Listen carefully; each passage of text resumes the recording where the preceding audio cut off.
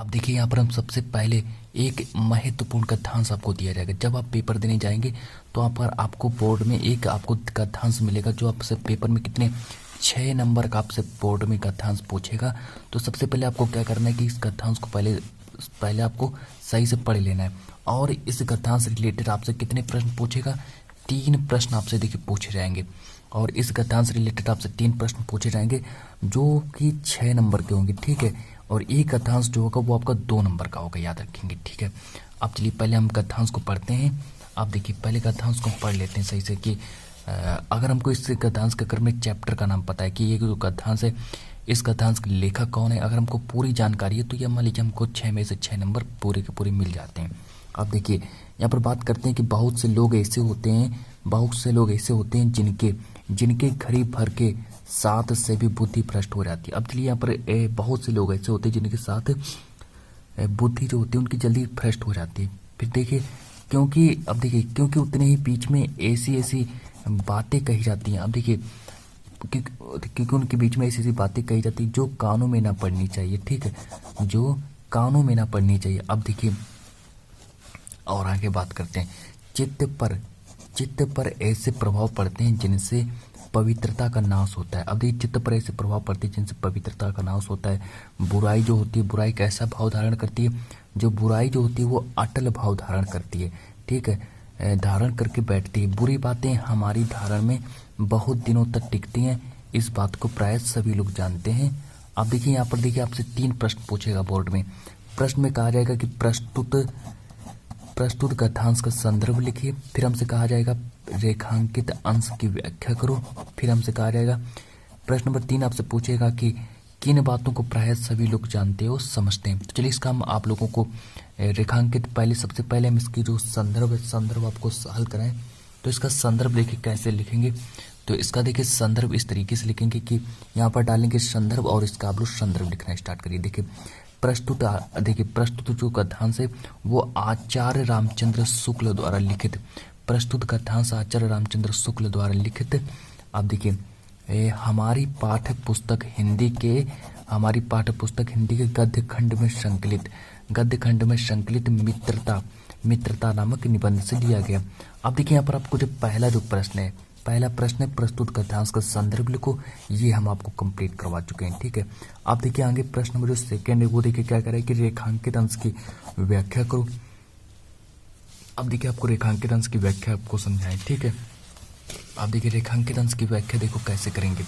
तो यहाँ पर हम देखिए रेखांकित अंश की व्याख्या आपके सामने ला रहे हैं और स्क्रीन पर आ चुकी है आपकी रेखांकित अंश की व्याख्या। चलिए देखिए तो ये है रेखांकित अंश की व्याख्या और इस तरीके से आप लोगों को इसकी व्याख्या करनी है, आपको यहाँ पर लिखना है। तो ये आपका प्रश्न नंबर कौन सा रहेगा, ये आपका जो प्रश्न रहेगा प्रश्न नंबर आपका सेकंड रहेगा, ठीक है। अब देखिए ये प्रश्न आपका सेकंड रहेगा कि यहाँ पर प्रश्न में कहा गया, पहले प्रश्न को पहले देख लीजिएगा, इसको पहले देख लीजिएगा सही से। जो दूसरा नंबर पढ़िए क्या लिखा है, सेकंड नंबर पर लिखा है कि रेखांकित अंश की व्याख्या करो।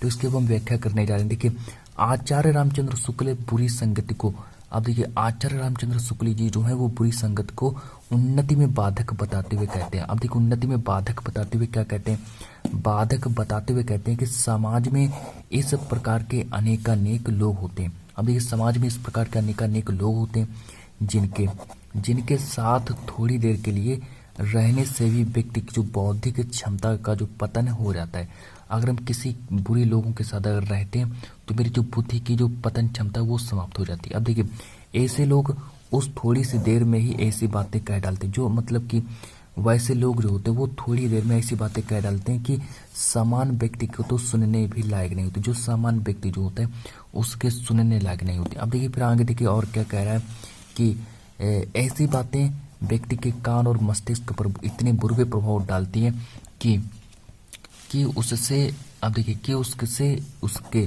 मन के उत्तम भाव समाप्त हो जाते हैं। अब जो उसके अंदर जो मन की जो उत्तम भाव जो होते हैं वो समाप्त हो जाते हैं। तो आपका जो ये रेखांकित अंश की जो व्याख्या ये भी आपकी कंप्लीट हुई। अब हम यहाँ पर बात करेंगे कि किन बातों को प्राय सभी लोग जानते हैं और समझते हैं, ठीक है।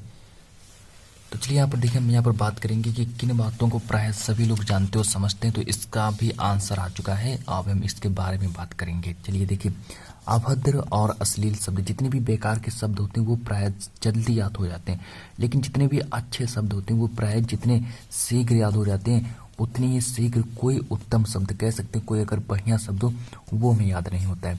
इस बात को प्राय सभी लोग जानते हो, समझते हैं। ठीक है, आप बताइए आप लोगों को कहाँ समझ में नहीं आया, तो वहाँ पर हम आप लोगों को फिर से एक बार समझा दें।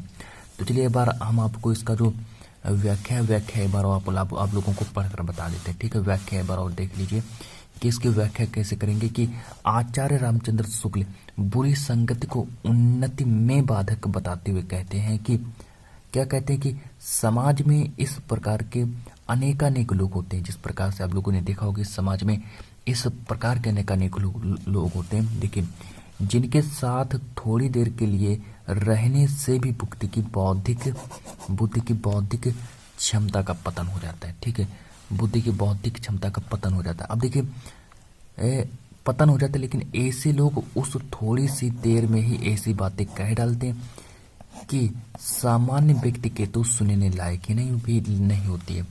आप लोग लिखते भी चलिए साथ साथ में। ठीक है, अब देखिए यहाँ पर और आगे बात कर लेते हैं।